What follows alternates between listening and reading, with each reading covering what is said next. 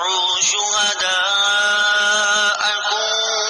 من دون الله إن كنتم صادقين۔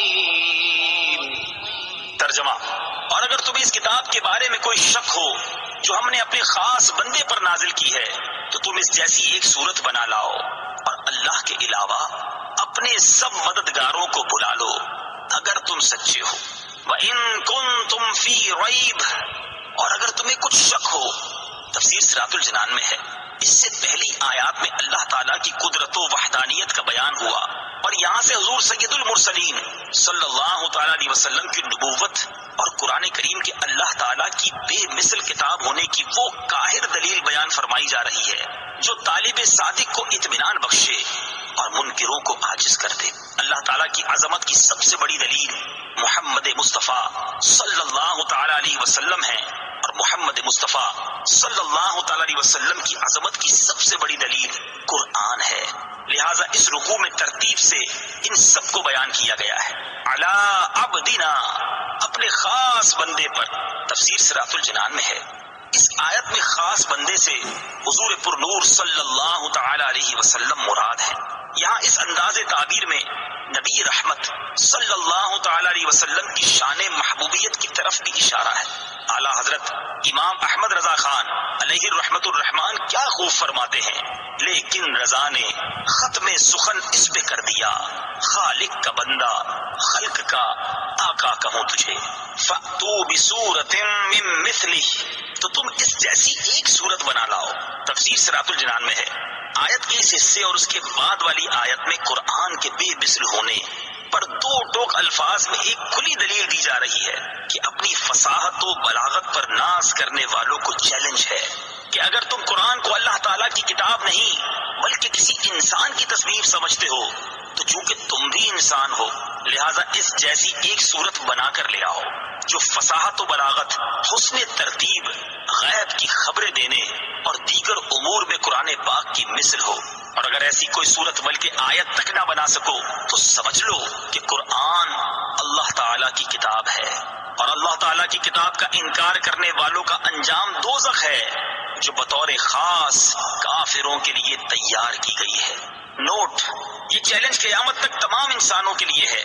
آج بھی قرآن کو محمد مصطفیٰ صلی اللہ تعالی علیہ وسلم کی تصنیف کہنے والے کفار تو بہت ہیں، مگر قرآن کی مثل ایک آیت بنانے والا آج تک کوئی سامنے نہیں آیا، اور جس نے اس کا دعویٰ کیا اس کا پول خود ہی چند دنوں میں کھل گیا۔ اعجاز قرآن کی وجوہات۔ قرآن مجید وہ بے مثل کتاب ہے کہ لوگ اپنے تمام تر کمالات کے باوجود قرآن پاک جیسا کلام بنانے سے عاجز ہیں، اور جن و انس مل کر بھی اس کی آیات جیسی ایک آیت بھی نہیں بنا سکتے۔ اس کی بنیادی وجہ یہ ہے کہ قرآن مجید اللہ تعالیٰ کا کلام ہے، اور مخلوق میں کسی کے پاس اتنی طاقت نہیں کہ وہ اللہ تعالیٰ کے کلام کی مثل کلام بنا سکے، اور یہی وجہ ہے کہ صدیاں گزرنے کے باوجود آج تک کوئی بھی قرآن مجید کے دیے ہوئے چیلنج کا جواب نہیں دے سکا، اور نہ ہی قیامت تک کوئی دے سکے گا۔ قرآن پاک کے بے مثل ہونے کی بہت سی وجوہات ہیں جنہیں علماء و مفسرین نے اپنی کتابوں میں بہت شرح و بسط کے ساتھ بیان فرمایا ہے۔ ہم یہاں پر ان میں سے صرف 3 وجوہات بیان کرتے ہیں۔ تفصیل کے لیے بڑی تفاسیر کی طرف رجوع فرمائیں۔ نمبر 1، فصاحت و بلاغت۔ عرب کے لوگ فصاحت و بلاغت کے میدان کے شاہ سوار تھے، اور ان کی صفوں میں بہت سے ایسے لوگ موجود تھے جو کہ بلاغت کے فن میں اعلیٰ ترین منصب رکھنے والے، عمدہ الفاظ بولنے والے، چھوٹے اور بڑے جملوں کو بڑی فصاحت سے تیار کرنے والے تھے، اور تھوڑے کلام میں بہترین تصرف کر لیتے تھے، اپنی مراد کو بڑے عمدہ انداز میں بیان کرتے، کلام میں فصاحت و بلاغت کے تمام فنون کی رعایت کرتے، اور ایسے ماہر تھے کہ فصاحت و بلاغت کے جس دروازے سے چاہتے داخل ہو جاتے، الغرض دنیا میں ہر طرف ان کی فصاحت و بلاغت کا ڈنکا بجتا تھا، اور لوگ فصاحت و بلاغت میں ان کا مقابلہ کرنے کی تاب نہ رکھتے تھے۔ ان اہل عرب کو فصاحت و بلاغت کے میدان میں اگر کسی نے عاجز کیا ہے تو وہ کلام قرآن مجید ہے۔ اس مقدس کتاب کی فصاحت و بلاغت نے اہل عرب کی عقلوں کو حیران کر دیا اور اپنی مثل لانے سے عاجز کر دیا۔ نمبر 2، تلاوت قرآن کی تاثیر۔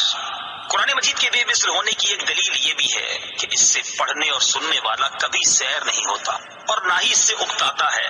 بلکہ وہ اس کی جتنی زیادہ تلاوت کرتا ہے اتنی زیادہ شیرینی اور لذت پاتا ہے، اور بار بار اس کی تلاوت کرنے سے اس کی محبت دل میں راسخ ہوتی جاتی ہے، اور اس کے علاوہ کوئی اور کلام اگرچہ وہ کتنی ہی خوبی والا اور کتنا ہی فصیح و بلیغ کیوں نہ ہو، اسے بار بار پڑھنے سے دل اکتا جاتا ہے، اور جب اسے دوبارہ پڑھا جائے تو طبیعت بیزار ہو جاتی ہے۔ قرآن مجید کی اس شان کے بارے میں حضرت حارث رضی اللہ تعالیٰ عنہ سے مروی ہے، ترمذی شریف کی حدیث ہے، حضرت علی المرتضیٰ کرم اللہ تعالی وجہہ الکریم فرماتے ہیں، حضور اقدس صلی اللہ تعالی علیہ وآلہ وسلم نے ارشاد فرمایا، قرآن وہ ہے جس کی برکت سے خواہشات بگڑتی نہیں، اور جس کے ساتھ دوسری زبانیں مل کر اسے مشتبہ و مشکوک نہیں بنا سکتی، جس سے علماء سیر نہیں ہوتے، جو زیادہ دہرانے سے پرانا نہیں پڑتا، اور جس کے عجائبات ختم نہیں ہوتے۔ نیز قرآن مجید کی آیات میں روب، قوت اور جلال ہے کہ جب کوئی ان کی تلاوت کرتا ہے یا انہیں کسی سے سنتا ہے تو اس کے دل پر ہیبت طاری ہو جاتی ہے، حتیٰ کہ جسے قرآن پاک کی آیات کے معانی سمجھ میں نہ آ رہے ہوں اور وہ آیات کی تفسیر بھی نہ جانتا ہو، اس پر بھی رکت طاری ہو جاتی ہے، جبکہ قرآن مجید کے علاوہ اور کسی کتاب میں یہ وصف نہیں پایا جاتا، اگرچہ وہ کیسے ہی انداز میں کیوں نہ لکھی گئی ہو۔ نمبر 3، غیب کی خبریں۔ قرآن پاک میں مستقبل کے متعلق جو خبریں دی گئیں وہ تمام کی تمام پوری ہوئیں۔ مثلا زمانہ نبوی میں رومیوں کے ایرانیوں پر غالب آنے کی خبر دی گئی اور وہ 100% پوری ہوئی۔